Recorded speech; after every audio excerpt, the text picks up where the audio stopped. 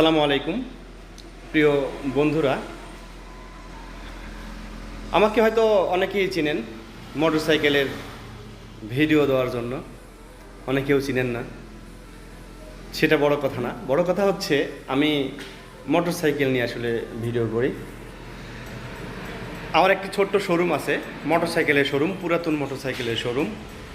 আমার উদ্দেশ্য কম বাজেটে ভালো কন্ডিশনের ভালো মানের গাড়ি সেল করা, যাতে গাড়িটা নিয়ে চলতে পারে। অনেকেই নতুন গাড়ি কেনার সামর্থ্য থাকে না, অনেকের সামর্থ্য থাকা সত্ত্বেও লসের ভয়ে নতুন গাড়ি কিনে না। আর নতুন গাড়ি কিনলে অবশ্যই অনেক টাকা লস হয়। আমার পরামর্শ পুরাতন গাড়ি কিনবেন, কিন্তু কন্ডিশন ভালো দেখে, বিশ্বস্ত দোকান দেখে।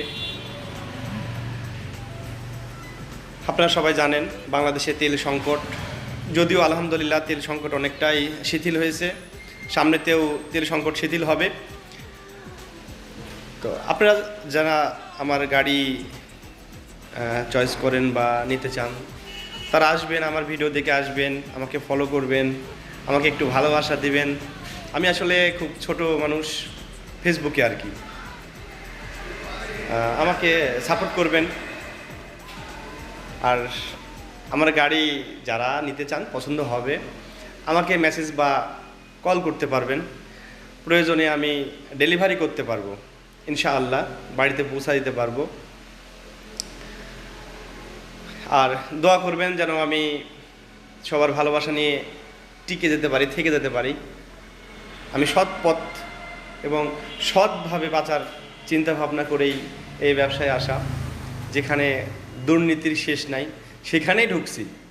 এই মোটরসাইকেলের ব্যবসাতে অনেক দুর্নীতি আছে, কাগজে ভুগিযোগী আছে, যাতে আমার দ্বারা কখনো কাগজে ভুগিযোগী প্লাস কোনো রকম দুর্নীতি আমার দ্বারা যেন না হয়। এটা সবাই আপনারা আমার জন্য দোয়া করবেন। আর যেখান থেকে যেভাবে গাড়ি কিনবেন, কাগজটা ভালো করে দেখে শুনে বুঝে, চ্যাসিস নাম্বার, ইঞ্জিন নাম্বার ইত্যাদি সব মিলিয়ে দেখে কিনবেন, এটাই আমার পরামর্শ।